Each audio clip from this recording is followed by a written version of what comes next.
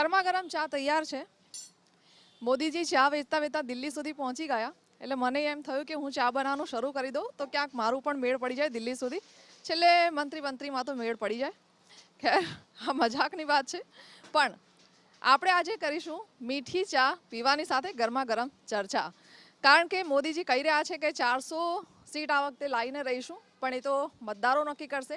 સાંસદોના કામ ઉપર નક્કી થશે કે આ વખતે ભાજપને કેટલી સીટ મળે છે. બીજી તરફ કોંગ્રેસે પણ ઇન્ડિયા ગઠબંધન છે, પૂરજોશમાં પ્રચાર કરી રહી છે.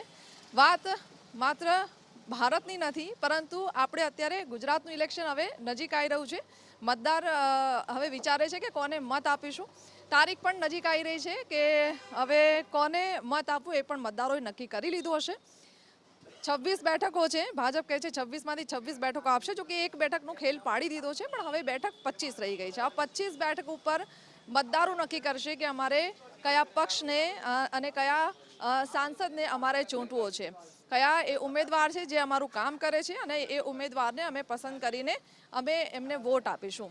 ખેર, મીઠી ચાની સાથે આજે જ આપણે આ ગરમા ગરમ ચર્ચા કરીશું મતદારો પાસે.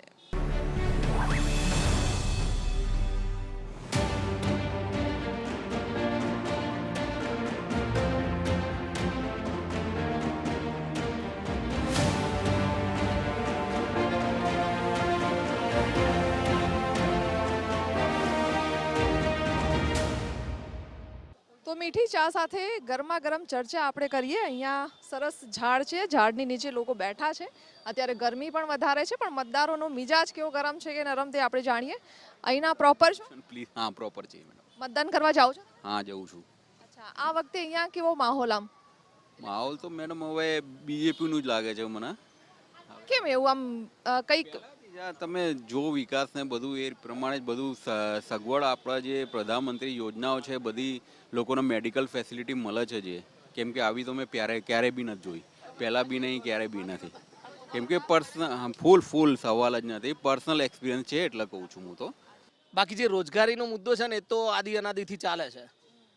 ત્યારે બાપ દાદાઓએ થોડું ખાતા, થોડું વાવતા ને થોડું ખાતા, પણ ટૂંકમાં બધું ચાલ્યા કરે છે. એટલે એ બહુ મોટો મુદ્દો નથી. કમાવાવાળા લોકો છે જે ગમે ત્યાંથી કમાઈ લે છે. એવું તો છે નહીં કે ભાઈ માત્ર ને માત્ર રોજગારીના મુદ્દા ઉપર જ ચૂંટણી લડવી. મોંઘવારી પણ છે. મોંઘવારી તો હવે આવક કઈ છે ને એવી. આજે એક શિક્ષક જુઓ, એનો પગાર કેટલો છે. બીજા બધા ઘણા બધા હોદ્દાઓ જુઓ કે એ લોકોનો પગાર કેટલો છે. પણ શિક્ષકોની ઘટ પણ એટલી છે. હવે એ તો કેવું છે કે શિક્ષકોની ઘટ છે તો એ થઈ જશે.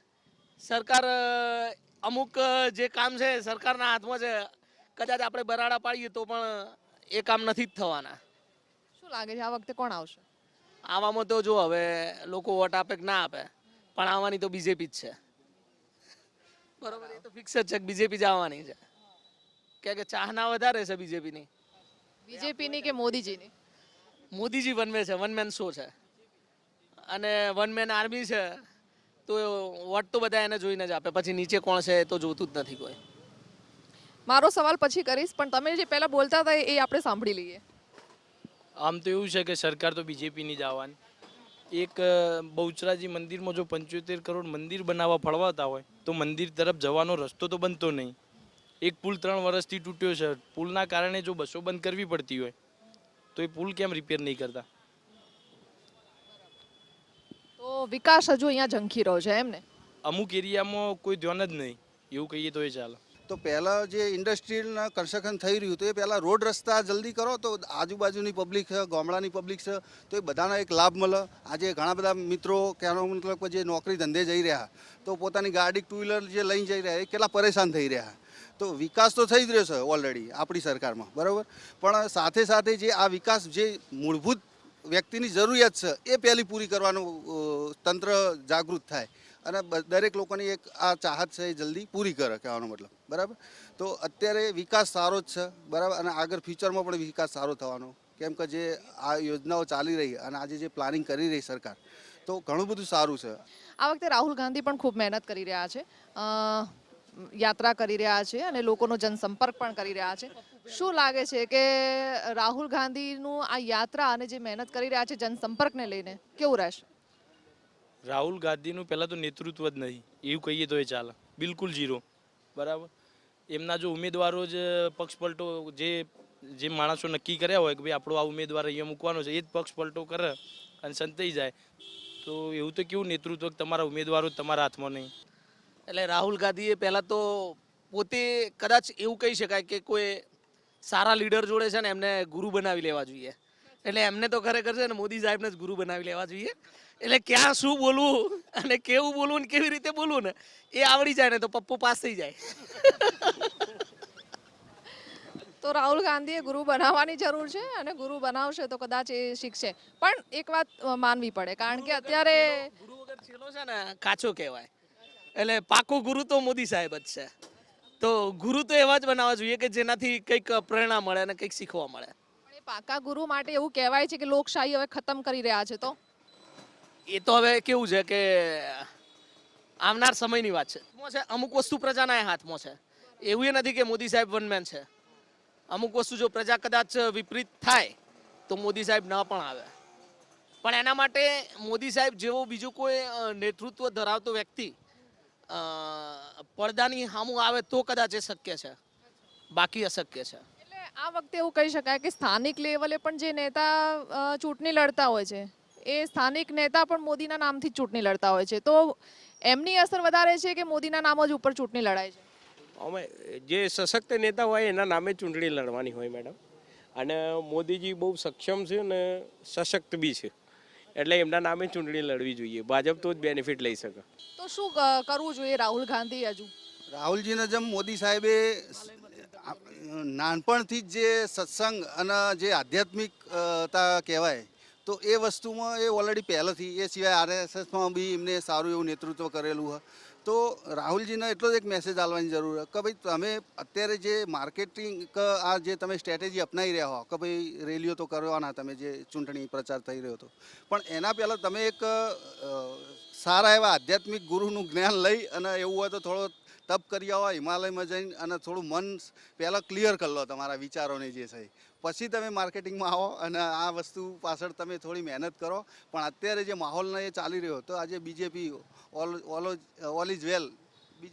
એટલે એમ નહીં, તપ કરવાથી જનસંપર્ક થઈ શકશે લોકોનો? શબ્દો જે અમુક છે એ માનો કે જે વાત કરે છેલ્લે શેષ રહી જાય, જે શેષમાં આખો બોધપાઠ જે આપવાનો હોય તો એ બોધપાઠ એમાં પછી આખું વિરુદ્ધાભાસ થઈ જાય. કહેવાનો મતલબ કે બોલ્યા હું ને નીકળ્યું ને પબ્લિક સમજીશું. અને જે દેશ માટે આજે એમને પરિવારનું કશું વિચાર્યું નથી. આજે એમના ભાઈઓ બહેનો આજે પોતે પણ એક હાર્ડવર્ક કરીને પૈસા કમાઈ રહ્યા, તો એમને કોઈ ઘર ભરવાની કે કોઈ વાત નહીં કે ઘેર કોઈ 1 રૂપિયો લઈ જાઓ. આજે 18 કલાક કામ કરી રહ્યા. કે આજે યંગ વ્યક્તિ એમની સાથે કામ કરવા ઊભો રહે ને તો એટલું કામ ના કરી શકે. એટલું કામ એ પોતે હાર્ડવર્ક કરી રહ્યા. સવારે વહેલા ઉઠી જવું ને રાત્રે રીતે સ્ટડી બડી બધું ટોટલી. તો એ ખાલી એકલું દેશ માટે, પબ્લિક માટે, નાનું બાળક હોય કે વયોવૃદ્ધ વ્યક્તિ હોય તો દરેક માટે એક સારી ભાવનાથી અને દેશ માટે મરી મીટવાની. આજે લોકો એમ કહે કે ભાઈ ફોરેન ફર કરે ને કશું કરતા નહીં, તો ફોરેન ફરે તો એમાંથી કંઈક લઈને આવવાનું, એ લઈને આવે એ તમને પીરસી રહ્યા અહીંયા અને એનું ફ્યુચર પ્લાનિંગ બી કરી રહ્યા. તો આજે એ શીખવા મળ્યું આપણને અને ગુરુ સારા છે. અને બીજેપી હાર્ડવર્ક કરે છે, બીજાને હાર્ડવર્ક કરાવે છે, માનો છો? 100% કરે છે. બધા નેતાઓ કરે. નીતિન ગડકરી. ના, બધા એટલે હું આખા ભારતના લોકો આવી ગયા, એમાં નેતાઓ આવી ગયા અને પછી પ્રજા પણ આવી ગઈ. પ્રજાને તો કરવું જ પડશે. હાર્ડવર્ક કર્યા વગર તો છૂટકો જ નહીં. એ વ્યક્તિ તો રસ્તો બતાવે, એમનું ડુપ્લિકેશન કરીને અનુસરશે. આજે માનો કે 100 માણસ છે તો 100 માણસના એક લીડર હોય તો એ લીડર શું કરે કે નોલેજ પ્રોવાઈડ કરે અને એ નોલેજને લઈને લોકો નીચે ડાઉનમાં એ ફોલોઅપ કરશે તો આગળ વધી શકવાના. હા બરાબર. બાકી એક વ્યક્તિ કેટલી મહેનત કરવાનો? 24 કલાક છે દરેક માટે. જી ચલો, મોદીજીને જે રીતે વાતો થાય છે કે વિશ્વ ગુરુ બનશે, એ રીતે કહી રહ્યા છે કે રાહુલ ગાંધીએ પણ એમને ગુરુ બનાવી લેવા જોઈએ. અને હાર્ડવર્ક કરે છે, પ્રજા માટે કામ કરે છે, એ પણ કહેવું છે. અન્ય કેટલીએ પણ જઈએ, ત્યાં લોકો શું વિચારે છે, મતદારોનો મિજાજ કેવો છે તે પણ જાણીએ.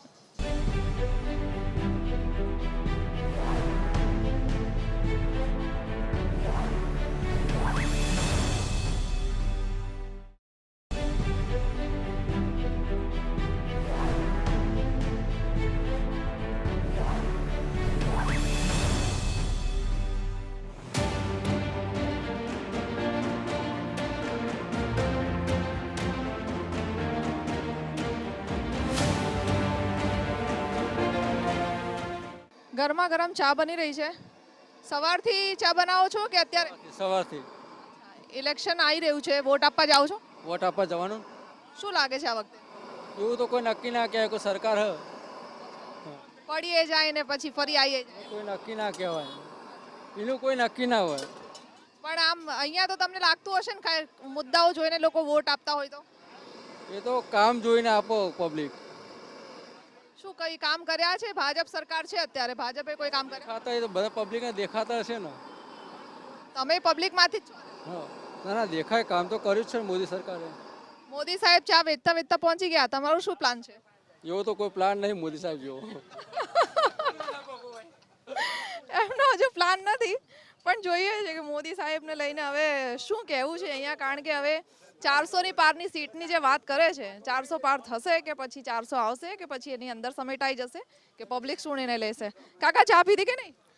અચ્છા આમાં પીવાની. અચ્છા, કેવો છે માહોલ? ચા તો ગરમ ગરમ મળશે, પણ ચૂંટણીનો માહોલ કેવો છે? ચૂંટણીનો માહોલ બીજેપીનો સારો છે. બીજેપીનો સારો, કોંગ્રેસનો સારો નથી?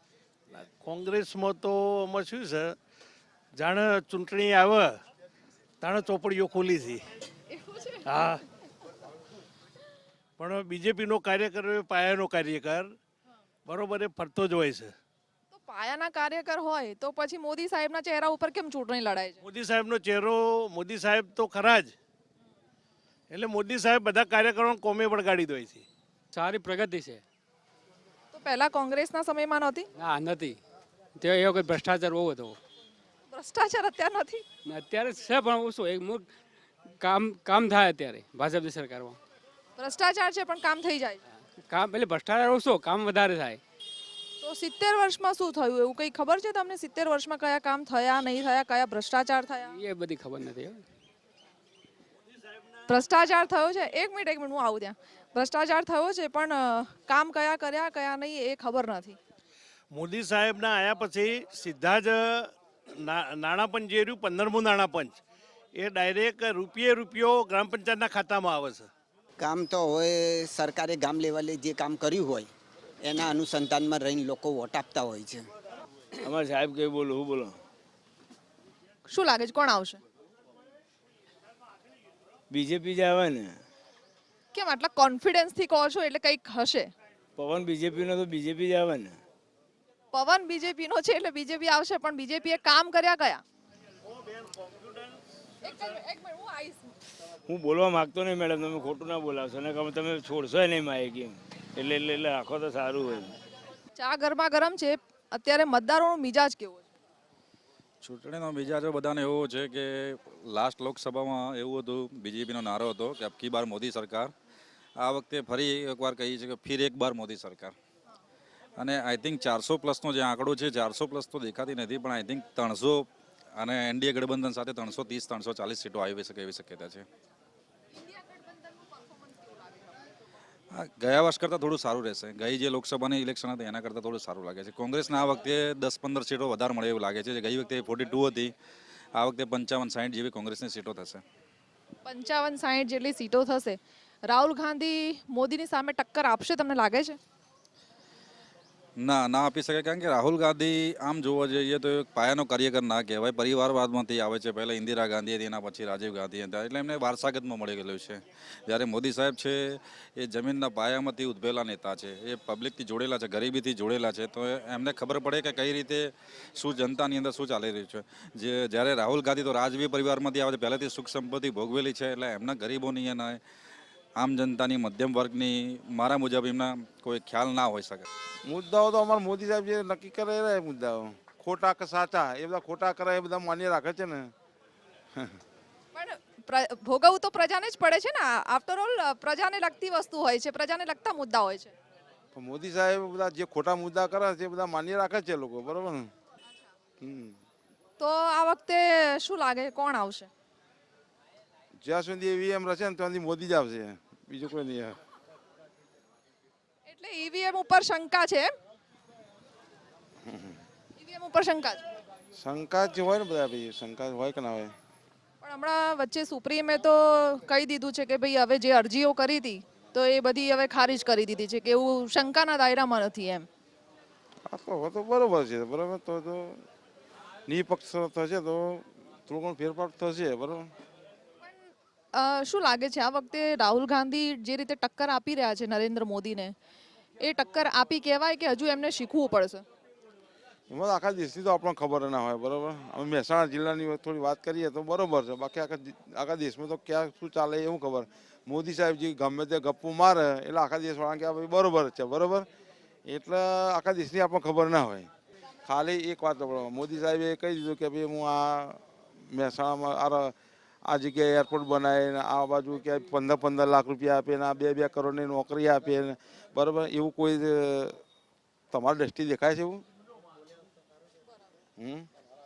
તો એ જ બધું ખોટું છે, તો પછી બીજું શું વાંચવું જશે કેવાય, બરોબર. એટલે મોદી સાહેબ ખોટું બોલે છે. જે એમને કીધું કે ભાઈ 15 લાખ રૂપિયા દરેકના ખાતામાં આપીશું, બરાબર. 2 કરોડના લોકોને રોજી આપીશું, બરાબર. લોકોને ઘરનું ઘર આપીશું, બરાબર. આ બધું ઘણું એવું મોદી સાહેબે કીધું, એમ કોઈ સાચું પડી શકું?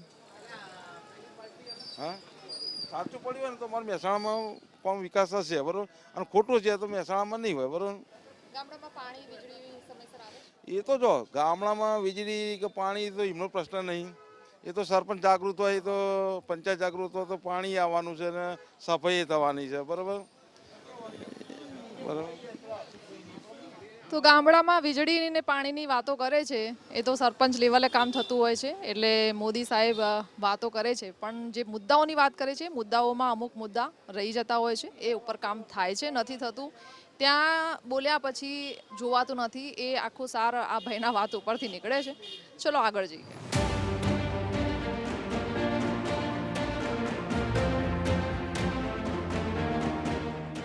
મોટીડો ગામ છે, અહીંયા એક બાજુ સરસ મજાના મેથીના ભજીયા મળે છે ને આ બાજુ સરસ ગરમા ગરમ ચા થઈ રહી છે. તમે આ ગામના જ છો? ના બેન, મેં ગામનો નથી. વોટ કરવા જાઓ છો તમે? મારો વોટ સુરતમાં થાય બેન. સુરતમાં થાય છે, પણ વોટ તો આપો છો ને? હા, આપું છું ને. શું લાગે છે આ વખતે કોણ આવશે?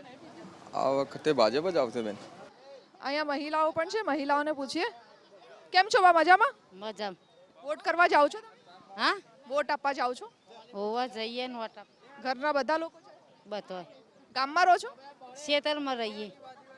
પાણી બધું વીજળી મળે? અમારે તો આવતું જ નહીં વીજળી તો. હા,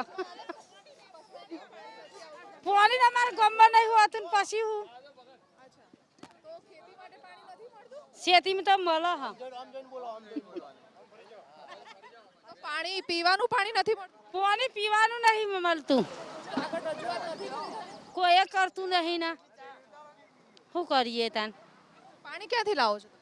આ થોડું હવે ભરે આજુબાજુ ચક્કર લે ઉપાડી પાણી લાવીએ જો હોય કુવા. મોદી સરકાર તો કહે છે ગામે ગામ ચકલીઓ નખાઈ દીધી છે, પાણી નખાઈ દીધું છે, બધાએ પાણી આવી ગયું છે, હવે કોઈ તકલીફ નથી ગામમાં. પેલા ગામમાં આવીને જોઈ જુઓ અમારે હેડો ગાડી રહી કે પાણી હક નહીં. હંગાત સાચી વાત હે ને, પાણી જ આવતું નહીં ને તો પછી મોદી સરકારને શું કહેશો? કહીએ પાણી વોટ આલી લે તમને, પાણી આવે તો. ચૂંટણી આવે છે, શું લાગે છે આ વખતે? આ વખતે તો આ ભાજપ જ આપવાની. કેમ, બધા કામ કર્યા છે? ઓહો, કામ કરે જ છે ને ભાજપમાં, કેમ નહીં? કયા કયા કામ કર્યા? બધો વ્યવસ્થિત કામ કરે.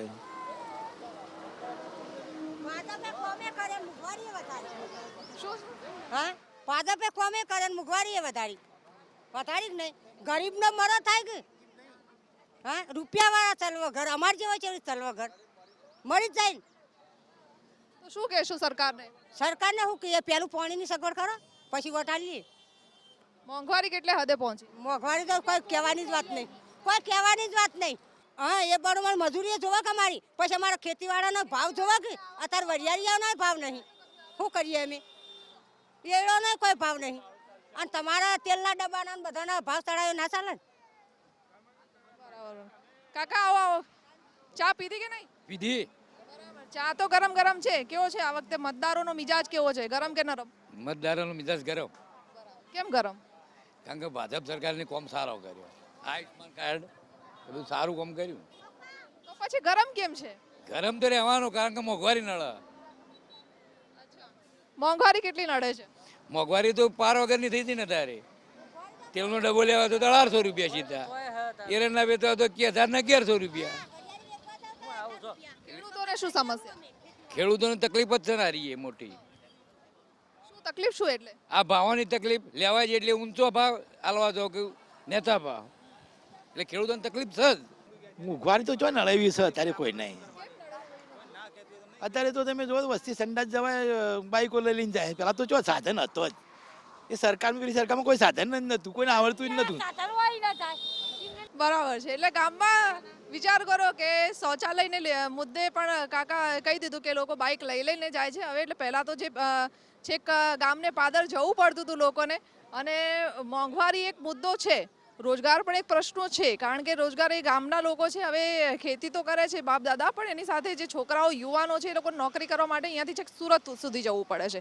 એટલે આ બધા પ્રશ્નો છે, પણ છતાં એ લોકોની વાત એ છે કે સરકાર કામગીરી કરી રહી છે, એટલે જે કામગીરી કરે છે એ મુદ્દાને લઈને જ વોટ કરવામાં આવશે. તોફાન મિજાજ છે બધાનો. તો ભાજપ કોંગ્રેસ તોફાન મિજાજ છે બધું અત્યારે હાલ. શું લાગે છે તો આ તોફાની મિજાજમાં બચાવો દેશ બચાવો, ભાજપ હટાવો દેશ બચાવો. હા બસ એવું, ભાજપ હટાવો દેશ બચાવો. હા બસ હટાવો. બહુ મોંઘવારી આપી દીધી છે અત્યારે. 400 રૂપિયા ઘેટા બાટા 900 રૂપિયા કર્યા. બધી રીતનો ભાવ વધારી દીધા. 400 રૂપિયાના ઘઉંના અત્યારે 900 રૂપિયા ઘઉં લીધા.